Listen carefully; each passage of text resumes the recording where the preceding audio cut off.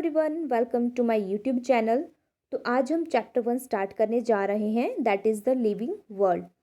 तो इस चैप्टर को स्टार्ट करने से पहले हमें ये पता होना चाहिए कि लिविंग बीइंग्स एक्चुअल में होते क्या हैं। तो अगर मैं नॉर्मली बात करूँ, हमारे सराउंडिंग में बहुत सारे एनिमल्स और प्लांट रहते हैं। तो हम नॉर्मली बोल सकते हैं कि which show movement, which eat, which perform the process of respiration. तो इसको हम बोल सकते हैं कि दे आर लिविंग बींग्स। तो चलिए स्टार्ट करते हैं। How wonderful is the living world. क्योंकि लिविंग वर्ल्ड में बहुत सारे एनिमल्स और प्लांट होते हैं और उनमें भी डिफरेंट डिफरेंट स्पीशीज़ होती हैं। तो there are many diversity are found in the living world.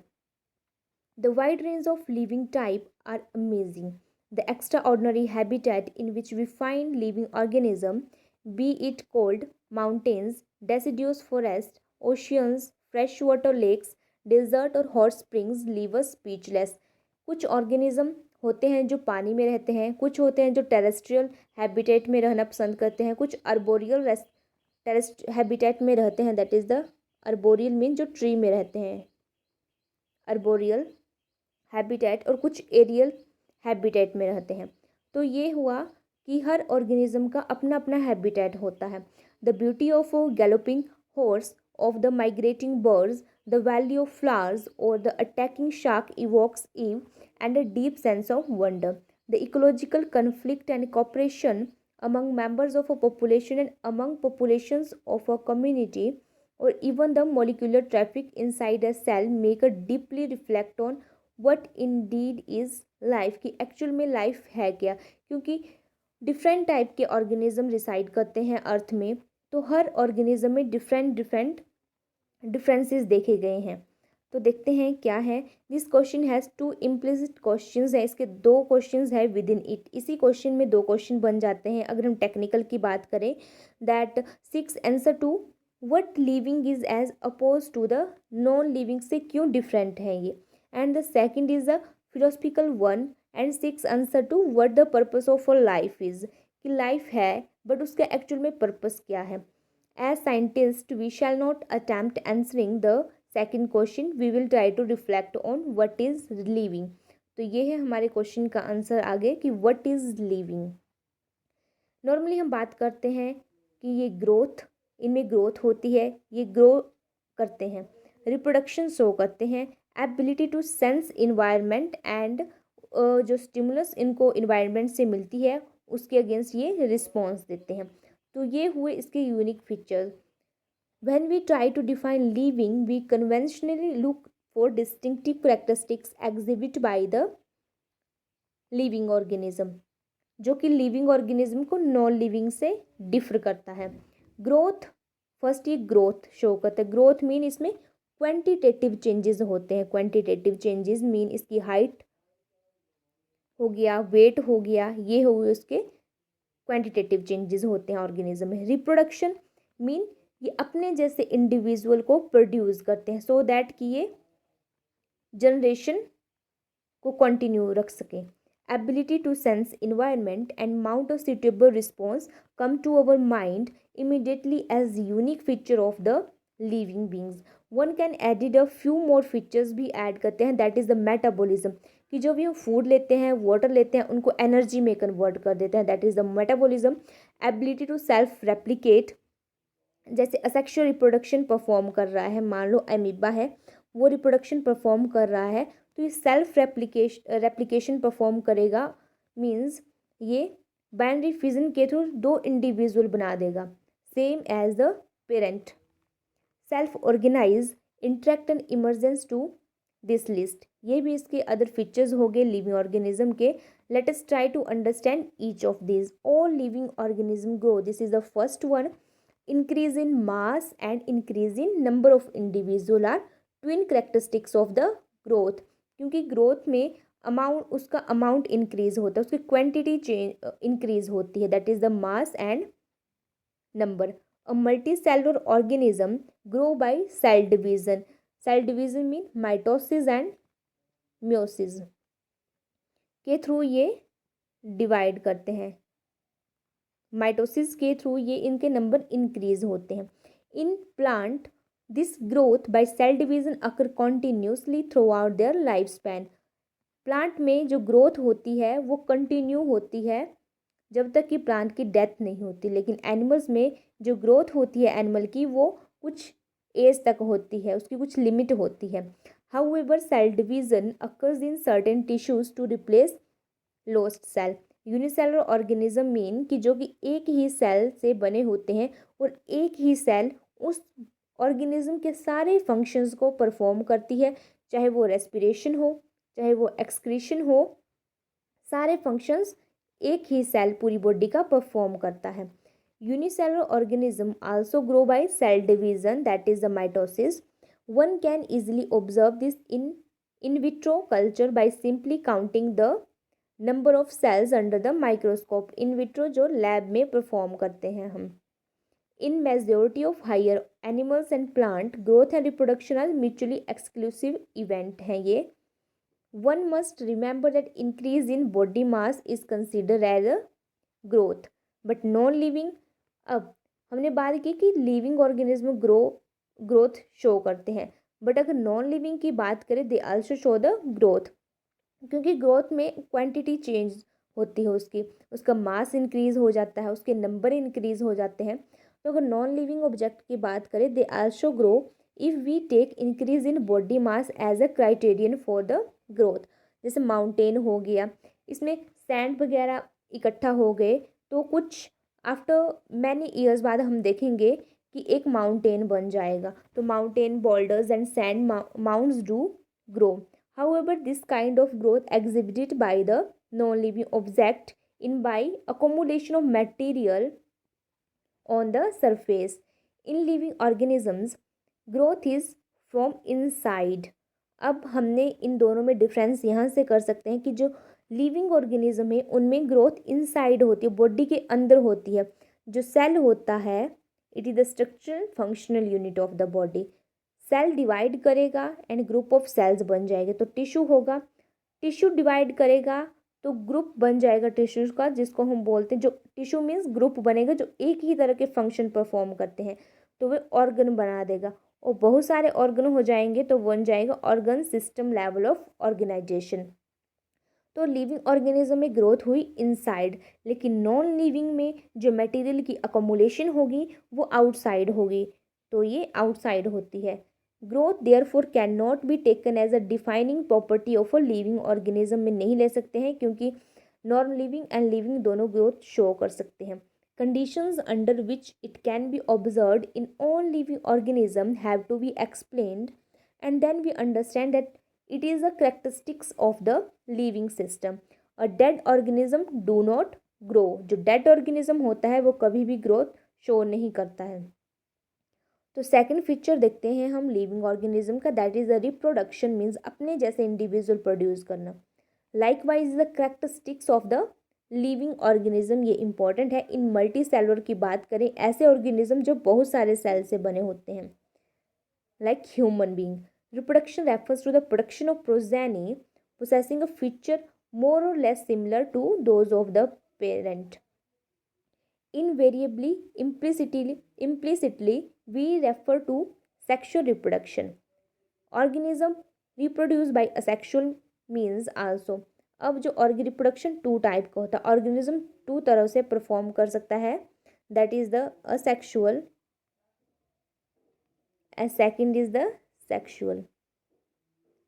Asexual means absent, means इसमें दो डिफरेंट इंडिविजुअल की ज़रूरत नहीं होती है और इनमें दो इंडिविजुअल की ज़रूरत होती है सेक्सुअल रिप्रोडक्शन में, तो यही इसमें डिफरेंस है।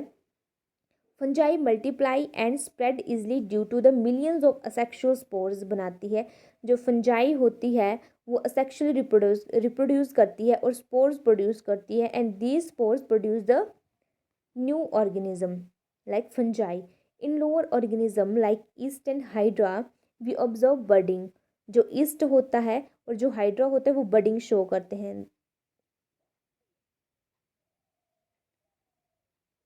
This is the hydra. hydra जो होता है वो फाइलम सिलेंट्रेटा में आता है, coelenterata, in which tissue system of organisation present. ये टिश्यू से बना होता है। तो जो ये है, जो एक्सटर्नल ये आपको बड दिखाई दे रहा है, इसको ये बड है, ये बड यहाँ से अलग होकर ये न्यू हाइड्रा ग्रो करवाएगा। तो दिस इज द बडिंग। तो ईस्ट और hydra show the budding in planaria, that is the flat worm platyhelminthes we observe true regeneration show करता है। Means this is the planaria. And अगर इसकी body बीच से या कहीं से भी डिवाइड हो गई तो हर बॉडी का पार्ट न्यू ऑर्गेनिज्म बना देगा। तो इसलिए इसको बोला गया है true regeneration. That is a fragmented organism regenerate the lost part of its body and becomes a new organism. The fungi and filamentous algae, the protonema of mosses also easily multiply by fragmentation। अब fragmentation के क्या क्या example हो गए, that is the planaria, fungi, filamentous algae and protonema of mosses. ये divide करते हैं with the help of fragmentation, जो असेक्सुअल का टाइप है। When it comes to unicellular organism like bacteria, unicellular algae और amoeba, reproduction is synonyms with growth। हम इसको compare कर सकते हैं ग्रोथ के साथ, that is the increase in number of cell, क्योंकि इसमें सेल के नंबर इंक्रीज हों, क्योंकि यूनिसेलुलर है, वहाँ से डिवाइड करेगा 2 बनेंगे, ये डिवाइड करेगा आगे 2 बनेंगे, तो यहाँ इसके नंबर इंक्रीज हो जाएंगे। We have already defined that growth as equivalent to increase in cell number or mass. Hence, we notice that in single-celled organism, we are not very clear about the uses of these two terms, growth and reproduction. Further, there are many organisms which do not reproduce। ऐसे organism भी हैं जो reproduction show नहीं करते हैं, वो infertile होते हैं, दैट इज़ द मीन्स वो स्टेराइल होते हैं। Mules, sterile worker bees, infertile human couples, ये कभी भी रिप्रोडक्शन परफॉर्म नहीं करते हैं। They are not able to produce young generation. Hence reproduction also can not be an all inclusive defining characteristics of the living organism। Of course, no living object is capable of reproducing or replicating by itself। लेकिन ये जो feature है इसके through हम non living और living में difference कर सकते हैं। नेक्स्ट है another characteristics of life is metabolism, कि जो भी हम फूड, मेटाबॉलिज्म का मतलब होता है कि जो भी हम फूड, वाटर, फ्रूट, वटेवर, जो भी हमने खाया उसको एनर्जी में कन्वर्ट करना है, that is the metabolism. All living organism are made of chemicals के बने होते हैं। These chemicals small and big हो सकते हैं, belonging to the various classes, size, function, carbohydrate, protein, fatty acid, fats etcetera are constantly being made and changes into some other biochemicals में change हो जाते हैं। These conversion are chemical reactions और metabolic reactions, क्योंकि जो भी हम food खाते हैं उसको केमिकल एनर्जी में हमने चेंज करना है। There are thousands of metabolic reactions occurring simultaneously inside all living organism, be they unicellular हो या मल्टीसेलुलर हो, क्योंकि हर ऑर्गेनिज्म को कुछ ना कुछ फंक्शन परफॉर्म करने के लिए एनर्जी की ज़रूरत होती है, तो वो एनर्जी लेगा through the process of metabolism. All plants, animals, fungi, microbes, चाहे यूनिसेलुलर हो मल्टीसेलुलर हो, all exhibit metabolism। The sum total of all the chemical reactions occurring in our body is metabolism। जो भी chemical reactions हमारी body में हो रहे हैं और जिसके थ्रू उसको एनर्जी में कन्वर्ट किया जा रहा है फूड को, that is the metabolism. No non living object exhibit metabolism, क्योंकि ये यूनिक फीचर है। जो नॉन लिविंग होते हैं उनको कोई एनर्जी की ज़रूरत नहीं होती है फंक्शन परफॉर्म करने के लिए, because they don't show the any movement. So non living जो है मेटाबॉलिज्म नहीं शो करते हैं, उनमें कोई मेटाबॉलिज्म का प्रोसेस नहीं होता है। Metabolic reactions can be demonstrated outside the body in cell free system. An isolated metabolic reactions outside the body of an organism performed in a test tube is neither living or non-living। Hence, while metabolism is a defining feature of all living organisms without exception, isolated metabolic reactions in vitro are not living things, but surely living reaction हो रहे हैं उनमें। जो भी अगर हम test tube में कोई मेटाबॉलिज्म रिएक्शन करवा रहे हैं तो वो लिविंग रिएक्शंस ही उसमें होंगे जिसके थ्रू वो एनर्जी में कन्वर्ट होगा। Cellular organisation of the body is the defining feature of the life form. Perhaps most obvious and technical complicated feature of all the living organism is this ability to sense their surrounding और environment, कि जो भी sense कर रहा है वो environment में जो भी स्टिमुलस उसको मिल रही है उसके अगेंस्ट वो रिस्पॉन्स देता है। ये यूनिक फीचर है क्योंकि नॉन लिविंग ऑर्गेनिज्म कभी भी रिस्पॉन्स नहीं देते हैं and respond to this environmental stimuli which could be physical हो या केमिकल हो या बायोलॉजिकल हो।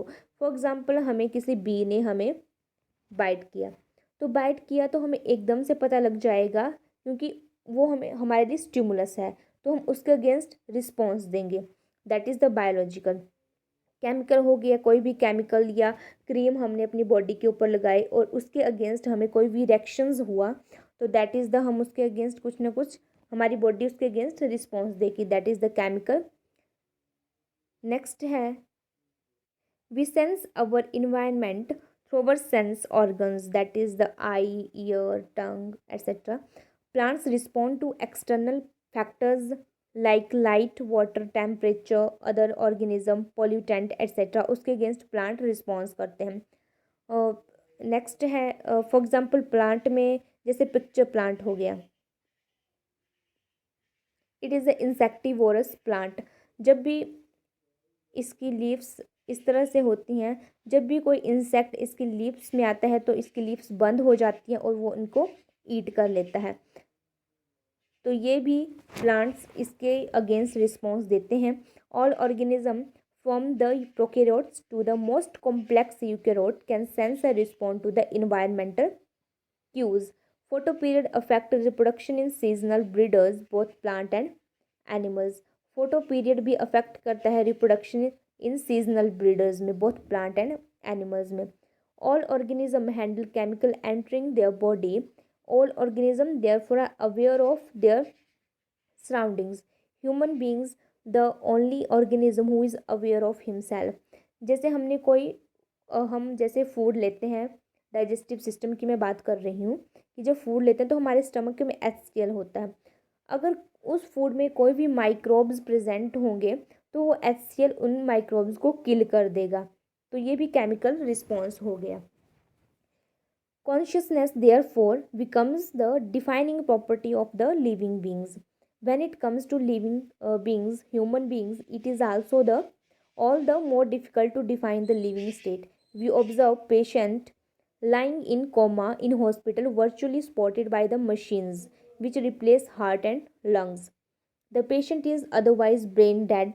The patient has no self consciousness. ऐसे पेशेंट जो कोमा में है और जो उनका ब्रेन डेड है, तो ऐसे पेशेंट जो उनमें कॉन्शियसनेस नहीं होती, they are unconscious, are such patient who never come back to normal life, living और नॉन लिविंग, तो हम उनको लिविंग बोलेंगे, नॉन लिविंग। तो यहाँ पे कॉन्शियसनेस का फीचर भी थोड़ा एक्सेप्शनल हो गया। In higher classes you will come to know that all living phenomena are due to the underlying interactions.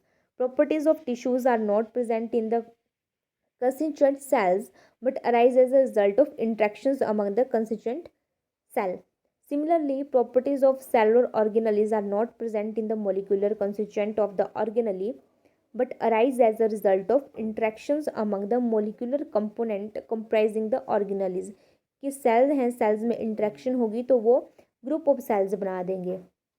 अब टिश्यूज़ हैं, ऐसे टिश्यूज़ जो सेम फंक्शन परफॉर्म करेंगे वो ऑर्गन बना देंगे, सेम टाइप का ऑर्गन बना देंगे। This phenomenon is true in the hierarchy of organization complexity all at all levels. Therefore, we can say that living organisms are self-replicating, evolving, and self-regulating interactive system capable of responding the external stimuli. Biology is the story of life on earth. Biology is the story of evolution of living organism on earth. कि किस तरह से living organism evolve हुए हैं। हम बोल सकते हैं कि जो यूनिसेलुलर ऑर्गेनिज्म है वहाँ से मल्टी सेलुलर ऑर्गेनिज्म जो हैं इवॉल्व हुए हैं। तो बायोलॉजी हमें इवोल्यूशन के बारे में बताती है All living organisms, present, past and future, are linked to one another by the sharing of a common genetic material, but to varying degree. अगर हम यूनिसेलुलर की बात करें कि यूनिसेलुलर से इवॉल्व हुए हैं मल्टी सेलुलर ऑर्गेनिज्म, तो क्योंकि इनमें जो है ये एक दूसरे से लिंक्ड हैं, इनके जो है कॉमन फीचर्स हैं, इसलिए इनको लिंक किया गया है कि यूनिसेलुलर से ही मल्टी सेलुलर ऑर्गेनिज्म इवॉल्व हुए हैं. तो this is all about today's topic, that is the living world.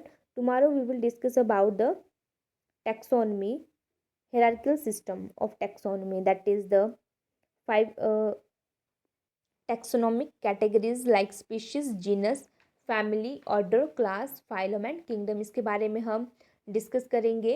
इनको 7 कैटेगरीज में डिवाइड किया गया है. अब इनको क्यों डिवाइड किया गया है तो इसके बारे में हम कल डिस्कस करेंगे. That's all about today's topic. Thank you.